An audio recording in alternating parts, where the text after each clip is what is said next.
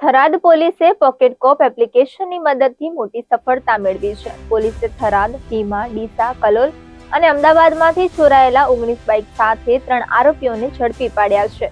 કુલ 11.15 લાખનો મુદ્દામાલ કબજે કરવામાં આવ્યો છે. થરાદ પોલીસને બાતમી મળી હતી કે રાજસ્થાનના 3 શખ્સો ધરતી હોસ્પિટલમાંથી ચોરી કરેલા બાઇક સાથે થરાદ તરફ આવી રહ્યા છે. પોલીસે નર્મદા મુખ્ય નહેર પર છુડમેર ગામના પુલિયા પાસે નાકાબંધી કરી 3 આરોપીઓને માસ્ટર કી સાથે પકડી પાડ્યા છે. તેમની પાસેના બાઇકની નંબર પ્લેટ નહોતી.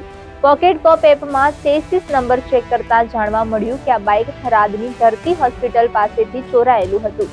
આરોપીઓની પૂછપરછમાં ખુલ્યું કે તેઓ રાજસ્થાનના ભડવલ ગામના છે. તેમણે વિવિધ શહેરોમાંથી કુલ 19 બાઇક ચોરી કર્યા છે.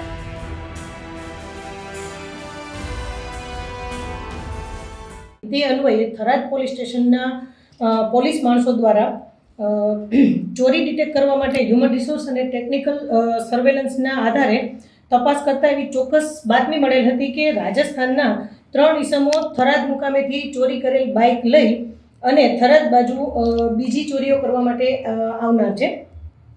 એ સમયે ચુસ્ત બંદોબસ્ત ગોઠવી અને પેટ્રોલિંગ દરમિયાન કરેલ નાકાબંધીમાં આ 3 ઈસમો માસ્ટર કી તથા એક મોટરસાઇકલ સાથે સામે આવેલ હતા, જેમાં બંને સાઈડ કોઈ પણ પ્રકારની નંબર પ્લેટ લગાવેલ હતી નહીં.